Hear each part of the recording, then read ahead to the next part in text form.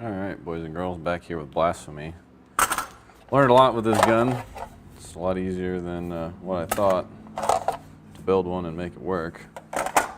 Duramags seem to be the best magazines for these things. They actually drop free. These ammunition storage components seem to be the worst. Look at that garbage. Contact them, see what they say. Go ahead and take the scope off of this thing. You can see I've got the pile of garbage Romeo 4T that I got refurbed from SIG after it failed miserably the first time. I want to put a magnifier behind this, and this has got one of those BDCs. And to the surprise of absolutely no one wanted to buy it from me, so kind of stuck with it. So I'll go ahead and take this thing apart. You can see Durkin's Tacticals, really crappy Cerakote job. Just getting dinged by the brass. And where the spring for the dust cover, it's scratched off. But, you know, $400 gun, I can't be too mad. Send them an email, see what they say. But as you guys saw when I built this thing, all the fasteners are sprayed over. It's just, they just get this shit in from China or Mexico, wherever, and just spray over it. So it's not a real quality job, but again, I really wasn't expecting super high quality with this thing. I really like my trigger job that I did. That was pretty freaking solid. Pat myself on the back for that one. What I was talking about in the shooting video, I'll bring you guys in for a close-up here. The #1 failure mode of these AKs is this bolt face. Reason being, you have to take off quite a bit of material. Let me grab a 7.62x39mm here. Go from something that's under 300,000 to something that's closer to 400,000 in the diameter, just to get that to seat in there. All right, whereas this little fella, it's probably 10 thou per side or more. So that's a big problem with these. I don't know where they get these bolt carrier groups or barrels from, but they seem to work all right. Not a whole lot of unburnt powder because I'm using a very, very fast burning powder, that accurate 5744. 100 rounds in, this really has more wear than it does powder residue on it. It's not a ton. Obviously, 30 calibers have more powder in general than 223s, but with that fast burning powder, 19 or 20 grains, that's less than some 5.56 just because I'm using slightly heavier bullets in some cases, and well, the standard 124 grain bullet is much more than that of the 55 grain, 62 grain of the AR. So, see a little brass flakage in there. Took the time to put the magnetic particle inspection mark on there. Whether or not they did it, who knows? But it's got the laser engraving on it. Not too bad. Go ahead and take this apart just for shits and giggles. Just observe. Well, now, there we go. That's very tight. Ooh, a black firing pin. There's some brass in there.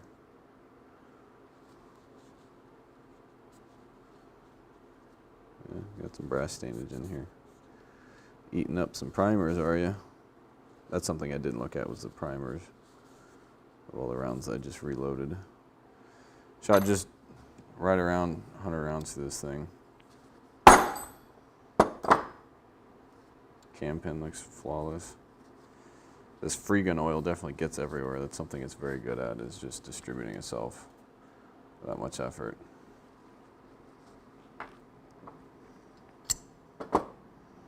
Not a whole lot of gas buildup.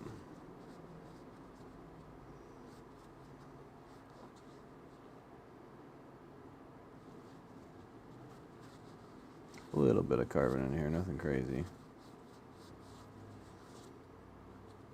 This is probably the soonest I've ever cleaned an AR after shooting it, now I'm thinking of it.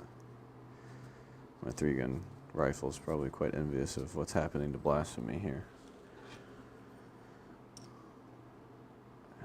Extractor's plenty tight, springing back pretty quick. I believe that's yeah, it's got to be a different cut because of the larger diameter. I've got a couple of these because, like I said, I have a buddy that hog hunts a bunch, which is the reason why I built this. and he's had to replace several extractors because he shoots tool ammo a lot. I watched my AK muzzle velocity video, and tool ammo was only going about 2,300 feet per second out of these 16-inch barrels, so my ammo can't be going much more than 2,000. The 150 grain stuff definitely isn't going faster than 1,900. So as far as velocity goes, it's much more tame. As far as muzzle energy, I'll do the calculations on the screen right now. I wouldn't be surprised if they're same, or if my 150 grain ammo actually has more muzzle energy. Just kind of depends on the velocity.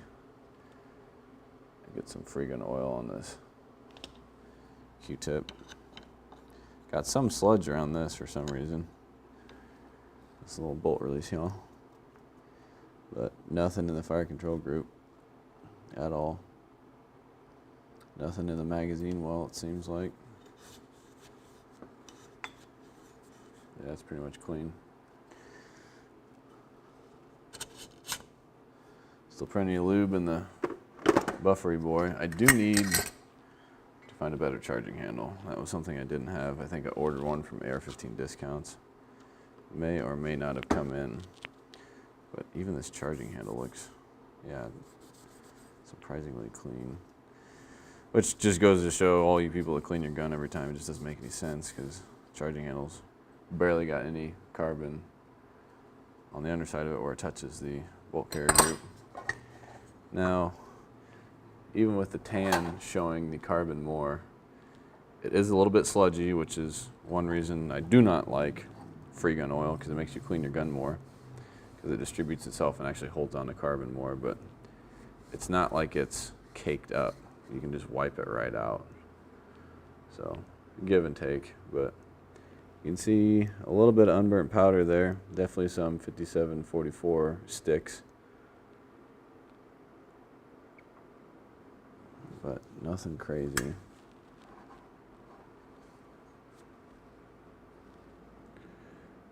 Some more flakes of unburnt powder there. But again, nothing too crazy. Since it's not burning at a high pressure, it's not getting as complete of a burn, which is, again, why 30 cals, especially with less than 18-inch barrels, tend to not burn as clean as 5.56. It's because there's a lot more powder. The muzzle velocity drop off of a .308 Winchester, especially when you go from 18 to 16 inches, is insane. There's so much unburnt powder. But that is the nature of putting 40 grains of powder into a case versus 20, which is what makes 7.62x39 a fairly versatile intermediate cartridge.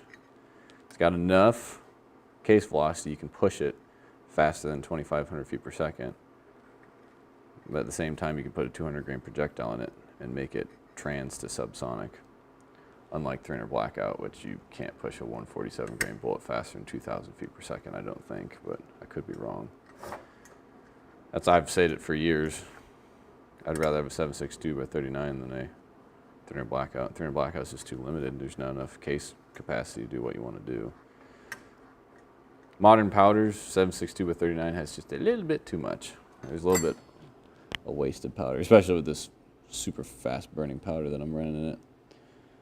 And quite a few sticks of unburnt powder in there, sitting in that little recess. See if we can zoom in on that. A couple sticks in there, but nothing too bad. A couple of them sitting in the recess right here. Man, that's like a penny worth of powder. But overall, pretty freaking good. It did take the bore a little bit to break in. I don't know what barrels they're using. Obviously, they're very cheap barrels. All it says is 7.62x39, 1 in 10 USA on it.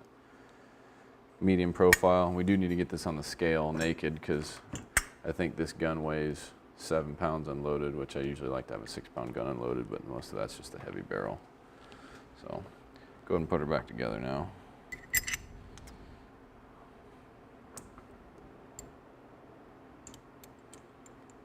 But as far as recoil goes, even the Fiocchi stuff, which it's advertised at 23.75, but I imagine that's a 20-inch barrel, so it's probably going 23 or slower.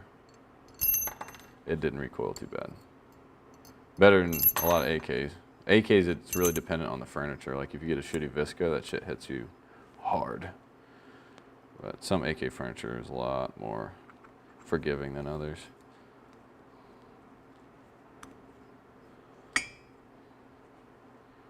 This fucker's tight. There we go. And let me see if I got a charging handle for this thing. I actually got one from Wuxi, China here. This is Phemy, I think. The optics company started making these charging handles for like 15, 20 bucks. See how they work.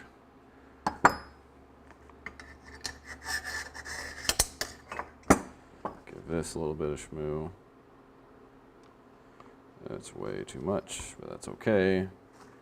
It's going to distribute all to the everywhere. Forgot to clean these bottom bits out. But yeah, pretty freaking good for what I've seen. 7.62 ARs are not reliable by any stretch of the imagination. Let's throw this whore together and weigh her.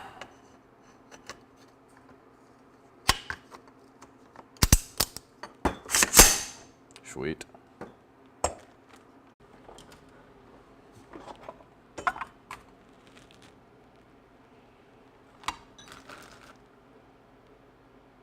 Yep, 7 pounds. So it's 10 to 12 ounces heavier than what I'd like because barrel. But other than that, shoots good. I do need to put a QD mount on the front of this thing because this crappy buttstock at least came with a QD mount back here. Put a QD mount on it, sling it, go hunt with it. So there you go, Blasphemy. She lives. Go and throw this dot on here. Bought a cheapo magnifier that actually has adjustable zoom on Amazon. So we'll see how well that works out. But this is one of the 2 Romeos that I bought a year ago. Ugh. One of them died. This one I just sent back out of principle, or I tested it, I don't remember. It's been a long time. But as you can see, it has, well, maybe I thought you could see. Maybe we got to get a focal plane further away. There we go. Full drop compensator in it.